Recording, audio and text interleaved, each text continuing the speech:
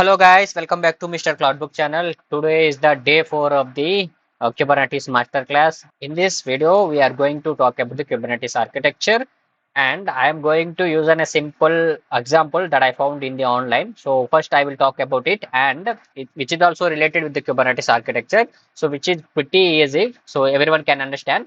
And I will also explain with the help of the ship analogy, the Kubernetes, which is pretty easy. So let's go into the video. So this is the architecture for APT I prepared for you.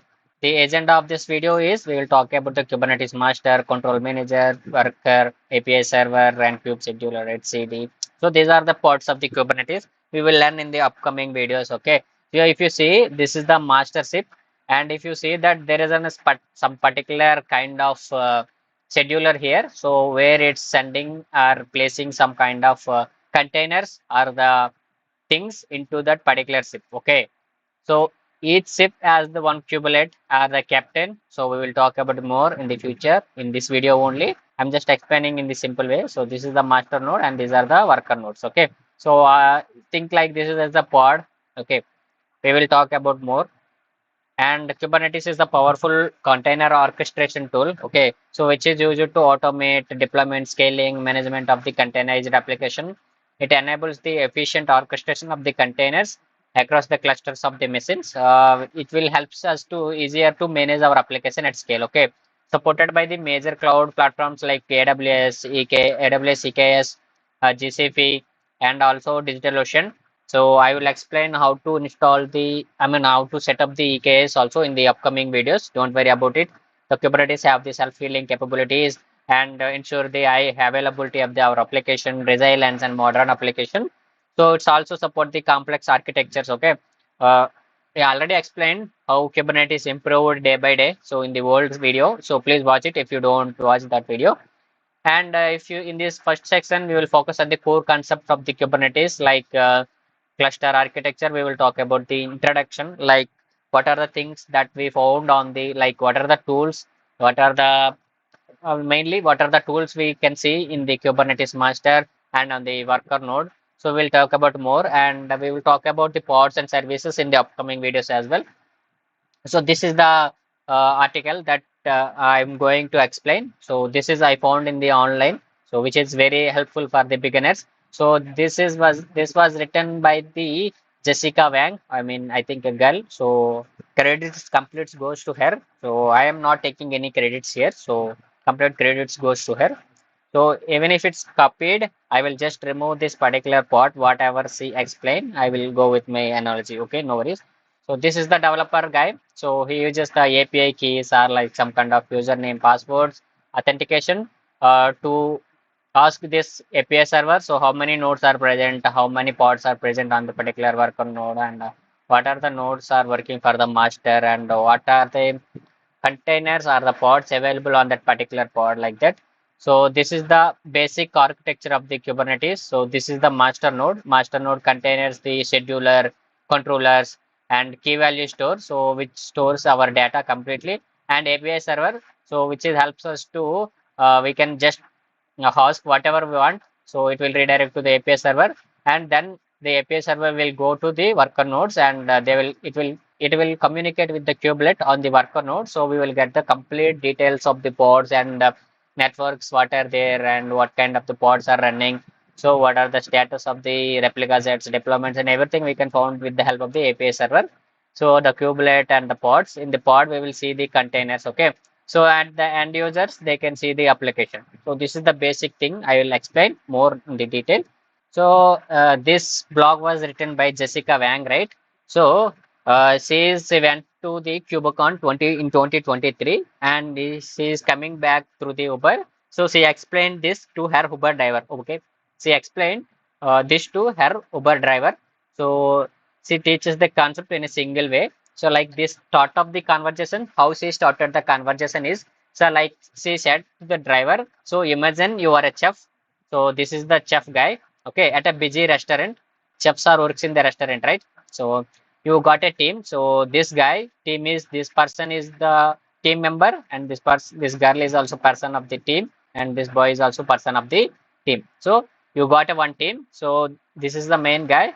and there are three people working under him. Okay, so this is one team, and so each one is preparing on different meals. This guy is preparing appetizer and she is preparing some kind of main course, and this guy is preparing for the ice creams or the desserts or anything. So coordinating these three chefs, okay, we need to coordinate this guy and this guy. Okay, so to make sure that meal is served to the customer on time, okay. So is my main job. So this guy's main job is what? This guy needs to talk with this guy and her and again this guy. So he will make sure that whatever the food is available uh, and the main courses or whatever the dessert available, he coordinates with the other team members or like the other the chefs, so and make sure that the meal is served to the customer on time. Okay, this is the job of this particular guy. Okay, this is the chef main. Okay, so and next in this scenario, the head chef means this guy. So this guy is the Kubernetes. Okay. So think like this guy is as the Kubernetes, and just like that, head chef needs to manage all different chefs. Okay. The Kubernetes needs to manage all the worker nodes, right? Like that, this guy needs to manage this guy and this girl and again this guy. Okay. So coordinating with these guys, okay, in the kitchen, Kubernetes helps to manage all the different pieces needed to run your application or the software. So the official, I mean, like this guy needs to coordinate with this guy and needs to talk with everyone. So make sure merging all the pieces and sending this particular whatever food they order to the customer is the main concept for this guy. Okay, this is the main job for this guy. Okay, so in the simple words, in the Kubernetes technology, the official definition for the Kubernetes is container orchestration tool. Okay, but since the word is container bit different for the beginners, so it's pretty abstract, so we will use the chef, this guy as the Kubernetes. Okay, this is guy as the Kubernetes, we will call him. So the official definition of the Kubernetes is container orchestration. Since this guy is handling this and this girl and all, right? So like he's orchestrating everything. Okay, like the see, whenever you see some guy in the marriage bands or in the piano artist, so the orchestrator guy will handle every person there. So he handles the violin guy, he handles the drums guy and everyone, right? Like that, this chef handles these three guys. Okay, so this means like handling the orchestrating the persons. Okay, here this main chef is handling these three guys. Okay, and in the Kubernetes we can say the Kubernetes will orchestrate the containers. Okay, so that's why it's called as the container orchestration tool. So let's talk about the container first. So now that you have a picture in your mind of your Kubernetes kitchen, so we already talked about, right? This is the kitchen and this guy is the Kubernetes. The whole thing we can call it as a kitchen. So this guy is handling, main Kubernetes guy is handling all these three persons. Okay, so in this point, think like the Kubernetes as the kitchen. Okay, in your head, and let's dive into how different kitchen roles maps to our Kubernetes concepts. Okay, so container. So we will first I will explain the definition. So container, what is the container? And container is the smallest part of the puzzle is the container. Okay, so it's the least one. I mean, like the smallest part in the Kubernetes is pod. Inside that pod, there is a containers. Okay, so that's why we called it as the smallest part of the puzzle is called the container, and it basically any piece of the software, like it's like part of the container of the any application, like front end application, back end application, like it could be a Node.js web server or a MongoDB database that store our data. Okay, so that we can call it as the container. Okay, so in kitchen, we can understand like that. So this container, see this salad and this particular food something, this juice, let's call it as a juice, red one, and green one is called the salad.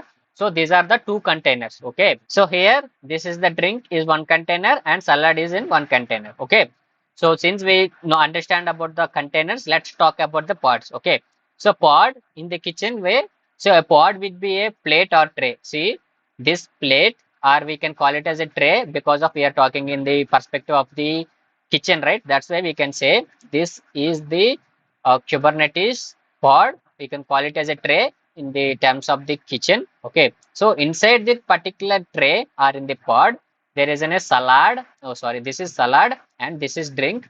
So this is one container and this is one container. Okay, these two containers are in the pod. Okay, so a pod is something that can hold one or more containers.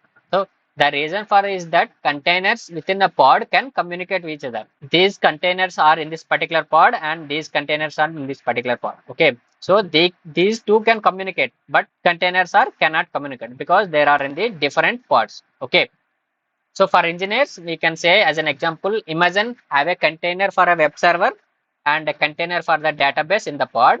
So they communicate with each other, right? These two communicate with each other. So think like this is as the web application and this is as the database. Okay. But if these two are communicate with each other, then only the application will run fine. So if these are not communicating with each other means the application will get down.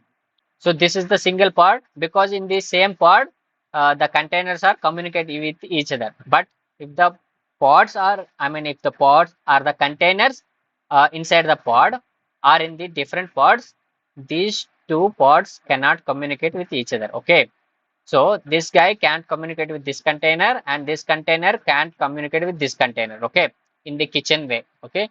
So all we can get the uh, this particular items from this part, right? But not from this part. So if you want salad from here, you don't get it because salad is in this particular pot, not in this pot.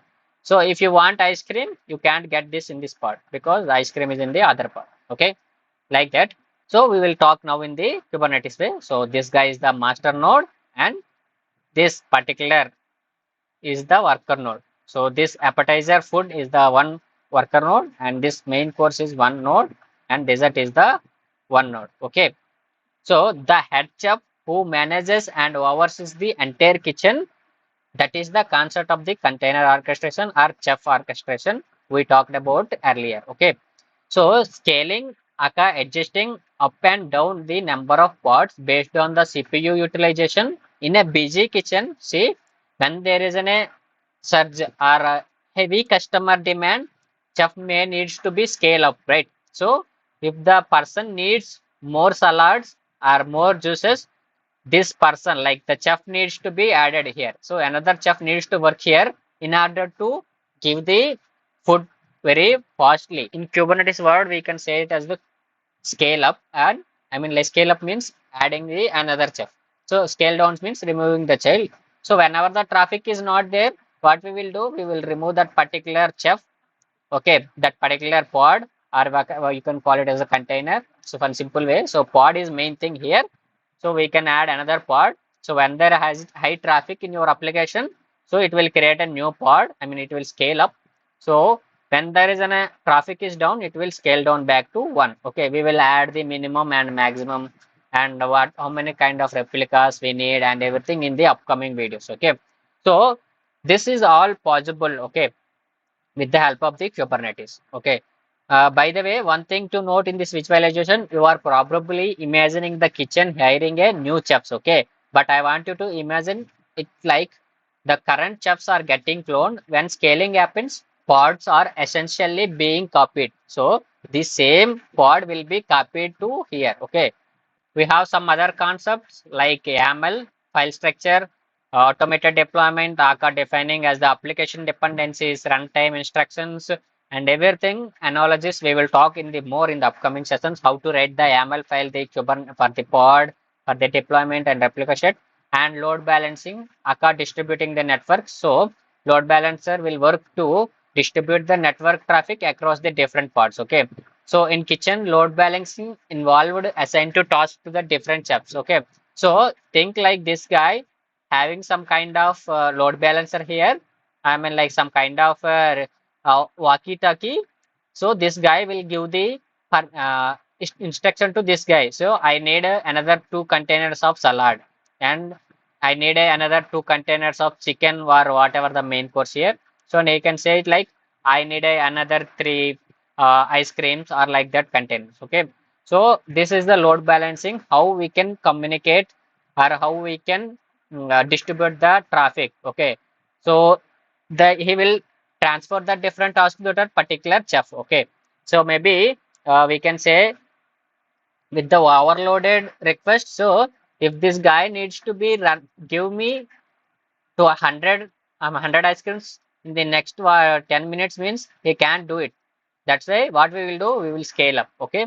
So in the pod technology, in the Kubernetes technology, we will say it as the scaling up. Okay. Also important to note, each worker node has a something called kubelet. Okay. So this is the one.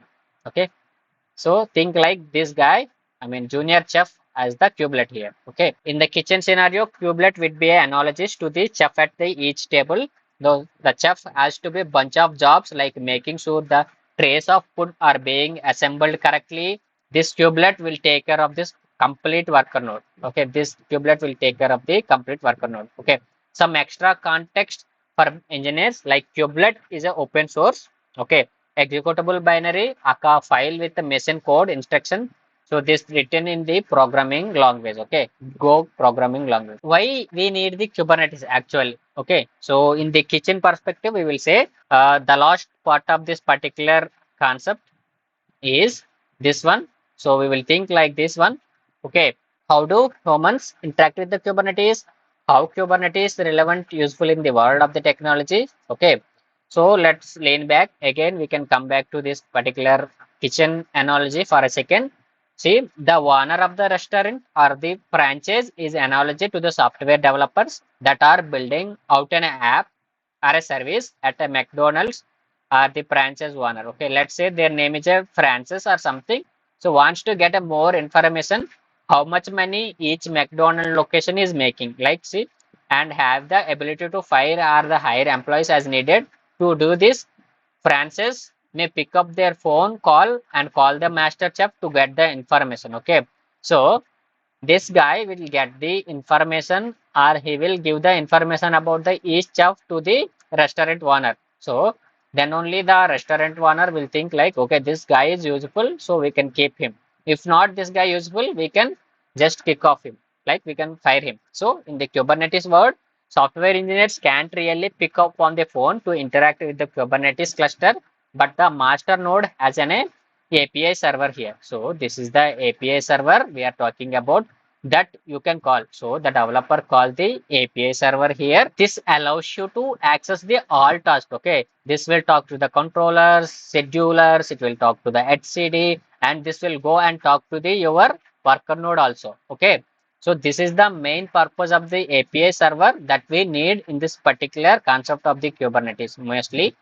So in this way, engineers can get the information on the all pods and the nodes and services, and we can understand the health and metrics information from the API server itself. Okay, so having the ability to delete or create the resources. So this having everything. So if we update something here, so this will update in the HCD, and then it will tell this controllers or to the scheduler. So this will check every time. So how many pods we are asked for replicas. So this will check every 5 minutes whether the pods are, if you were asking for 3 pods, it will check every 1 minute or like 30 seconds. So the expected pods are running or not. If not, it will spin up the pod. If the expected pods are more than high, it will remove that one. Okay. If the pod is not in the good healthy state, it will remove it easily. Okay. So the customers eating at the restaurant is called as the users of an application. Okay. Similar, the Kubernetes cluster is providing me the service of listening to a large selection of music from the web browser. Okay. What I can say in a simple word, so developer uses the API calls to get the information of this particular master node and as well as the worker nodes. Okay. So this is the analogy that she used, and at the end the users will see the output. Okay, so I wanted to say this was Jessica Wang's version. Okay, so I wanted to explain in my own version also with the help of the Kubernetes ASIP analogy. Okay, so we will start with a basic overview of the Kubernetes here. So look at the architecture at a high level, and then we will go into the different concepts. Okay, like what is that cd and everything. Okay, so we are going to use the analogy of a ships to understand the architecture of the Kubernetes. So the purpose of the Kubernetes is to host your application in the form of the containers, okay, in an automated fashion, so that you can easily deploy as many as instances of your application as required and easily enable the communication between the different services within your application. It will create the necessary communication between the different services. Okay, so there are many things involved that work together to make the Kubernetes works as possible. Okay, so we will talk about the Kubernetes ship. So we can say it's a simply understand in a drone view. Okay, so at the Kubernetes architecture, we have two kinds of ships here. So this is one ship. Okay, these are in the same size and this is in the other size. Okay, so totally we have three small ships and one big ship here. Okay, so we can you can call it as the whatever you want. So cargo ships that does the actual work of carrying the containers across the seas, and control ships. Okay, these small ships are called as the cargo ships. Okay, so these will take care of the running of the your containers across the sea areas. Okay, the control ships, this is the main control ship that is responsible for monitoring and managing the cargo ships. Okay, so this particular big ship will take care and monitor all these ships. Okay, so whether the containers are delivering to the particular customer or not, like that. In the simple way, we can say for now, the Kubernetes cluster consists of a set of nodes. Okay, which may be physical or a virtual on a we can call it we can deploy on the on-premise or in the cloud-based networks also, that host application in the form of the containers. Okay, which host the applications in the form of the containers. So each front-end application or web server application, MongoDB or backend application, everything runs on the uh, in the containers within the pods. Okay, this related to the cargo ships. This is the ship of the analogy we are talking. The worker nodes in the clusters are ships that can load containers. Okay, so we will load the containers onto this particular junior ships. I mean, like we can call it as the cargo ships. Okay, small ships we can call it as the cargo ships. We can call this as the cargo ships, and the main one is the control ship. Think like that. Somebody needs to load the containers, right? So here we have the cargo ships and control ship. So both are ready, but we need to load the containers. So whatever the containers that are available on the master or the control ship, we need to load this on the cargo ships, right? So what we need is some kind of a tool there or some kind of a mission there to load the containers from the control ship to cargo ship. Okay, the small worker ship we can call it as like that. So simple way we can call it as a control and cargo ship here. So we will need a tool called submission, okay, to load the containers on the cargo ship. We just not need a simple mission to load the containers. So what we need to plan how to load the and how to identify the right ship to store the information about the ships. Okay, not only just the loading for the ships, we need to know how the ship are loading, how many containers are loading on the each ship, and how to identify the right ship, and how we can store the information that this particular containers is loading on this particular cargo ship, and we need to monitor and we need to track the locations of the containers on the ships, right? So we are loaded the containers, we need the particular container is loaded on this particular ship, we need to maintain this particular information, we need to monitor that particular container, is it going to the actual customer or actual container is going on the actual ship or not, actual cargo ship or not. Okay, so these whole things are completely managed by the control ship, so which orchestrates the junior ships. Or so in the Kubernetes world, the master control ship which orchestrates the cargo ships. Okay, in the simple words, this is called the container orchestrations. The control ship is related to the Kubernetes cluster. The master node is responsible for managing the Kubernetes cluster, so storing the information regarding the different nodes and planning which containers goes where. If the size of the container is small, so the scheduler will do, or the mission here, the control ship will not schedule that particular container on this particular cargo ship. This will check for this, okay, this cargo ship is okay for this container or not. Okay, the size of the container is large, so I have to deploy or I have to load this particular container on the exact location of that worker node, or we can say on the particular control cargo ship. So the control manager will take care of everything like storing the information, loading the things to the cargo ships and everything. So we will look at the each of these components now. So now there are many containers being loaded and unloaded from the ships on a daily basis. So you need to maintain the information about the different ships, what container is on which ship and what time it was loaded, etc. Like that. So all of this stored in a high available key value store known as the HCD. Okay. So all the information of the containers is stored here. Okay. So whatever the container, so on the control ship and whatever the containers is on the cargo ships and where it's going, containing which one. So what is the kubelet information and everything will be stored in this particular key value store that is called the HCD. So, okay. So, HCD is a database that stores the information in key value format. So, we will we will talk about more about the what is HCD cluster. So, what is the data stored in it and how it stores the data and everything in the upcoming lectures. Okay. When the ship arrives, okay, we have the cargo ships. When the ship is arrived to near to the control ship, you will load the containers of them using the cranes. Okay, so this is the crane, right? So the image is here. So this is the crane. It will identify that the right ship is based on it on its own size and its capacity. So it will first check the capacity of the particular control ship or the cargo ship.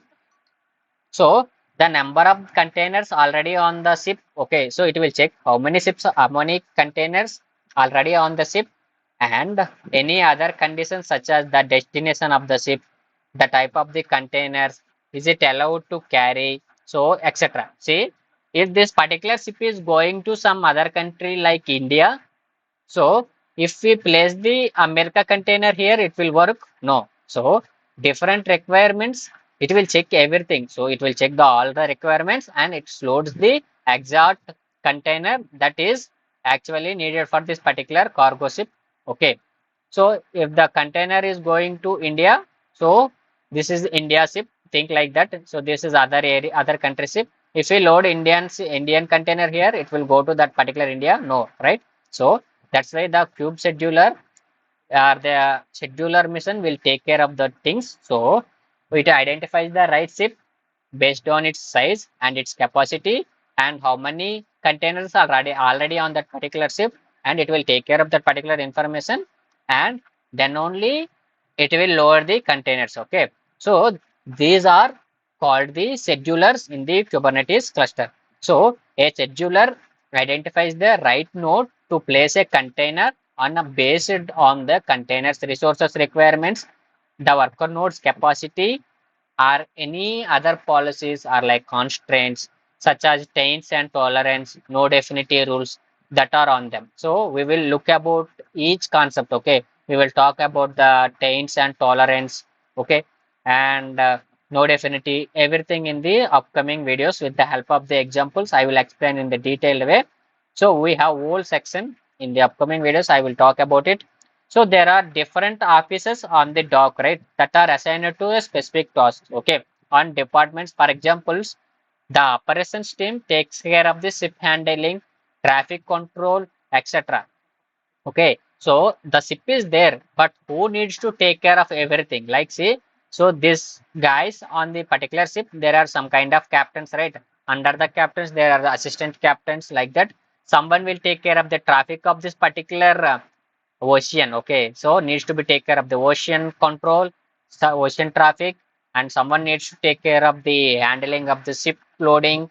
So everything will be taken care. Okay, so each task is assigned to different officer, like that only. So the office operations team takes care of the ship handling, traffic control, etc.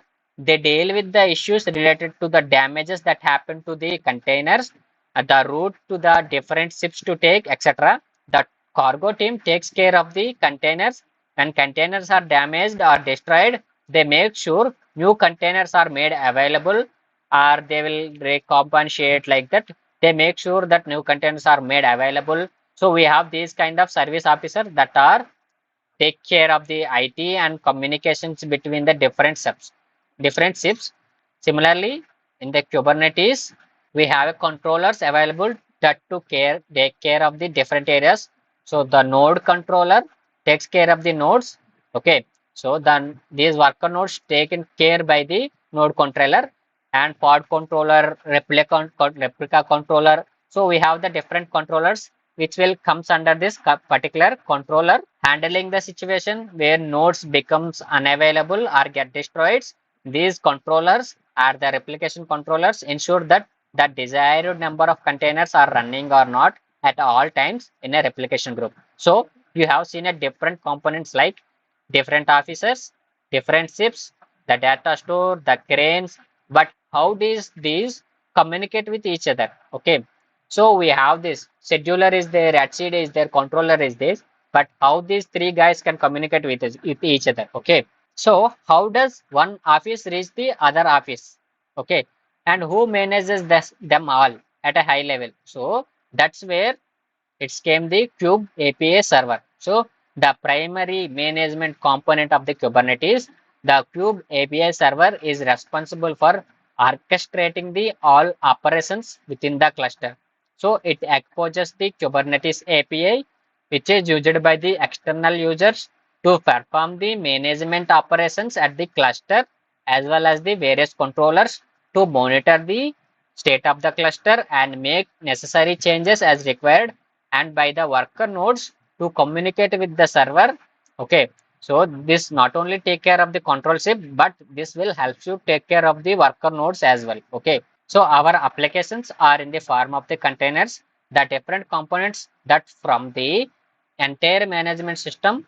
The master node could be hosted on the form of containers, so the DNS service networking solutions can be deployed on the form of containers. So we need these softwares that can run the containers. So now we are working with the containers here. So containers are everywhere. So we need everything to be container compatible. So our applications are in the form of the containers, right? So on the each worker node and the master node, we need to install the containerized technologies.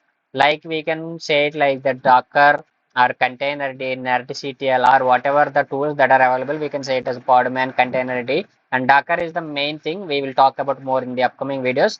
And we need the DNS service networking solution can all be deployed in the form of container. So we need the software that can run the containers. Okay, so we need the Docker or its supported equivalent installed on the all nodes, okay, in the cluster. So including the master node, we need the Docker, and we need also on the worker nodes also. If you wish to host the controlling components as the containers, so now it doesn't always have to be a Docker. So Kubernetes supports the other runtimes engine like Containerd, a Rocket. Okay, so those are the containerized application. So let us now turn on the focus onto the cargo ships. So cargo ships means the worker ships. Okay, so we talked about the control ship, what it's contain. It will contain HCD, which is the key value storage, which is responsible for every information. And next there are the controllers which take care of the control of everything like replication controller, node controller, ship controller, worker node controller, everything. And next we need to scheduler. Okay, this is one of the component that is main for scheduling the pods, okay, or the containers on that particular worker node. So to manage all these three with the worker nodes, we need a main component that is the API server. So this will talk with these three. So with communicate with these three and as well as with the worker nodes. Okay. So we need to talk about the worker nodes, or we can call it as the cargo ships. Okay. So now every ship has a captain. Okay. This cargo ship has one captain. This cargo ship has a one captain. Okay. This cargo ship has a one captain. Okay. For managing the all activities on these ships, the captain is responsible for liaising or talking with the master ships, starting with the letting the master ship know that they are interested in the joining the group and receiving the information about the containers to be loaded on the ship and loading the appropriate containers as required and sending reports back to the master node. Okay.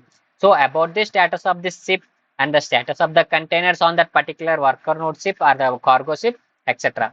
So now the captain of the ship is the kubelet in the form of Kubernetes, in words of Kubernetes. We call these captains as the kubelet. So a kubelet is an agent that runs on the each node in a cluster, and it listens for the instructions from the kube API server. So thus API server will talk with this direct kubelet. Okay. So this guy only listens to particular API server. Okay. The kube API server periodically fetches the status of the reports from the kubelet to monitor the status of the nodes and containers on them. Okay. So the kubelet was the more of a captain on the ship that manages the containers on the ship, but application running on the worker nodes needs to be able to communicate with each other. For example, you might have a web server running on one container on one of the nodes, and database is running on the different node.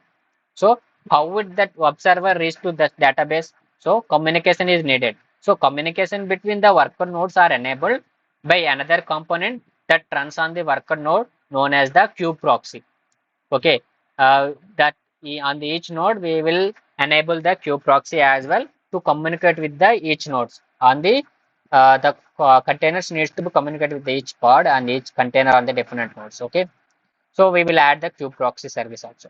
So in place on the worker nodes to allow the containers running on them. So to summarize, we have the master and worker nodes. On the master, we have the etcd cluster, which stores the information about the cluster. So we have the kube scheduler that is responsible for the scheduling the application for the containers on the node.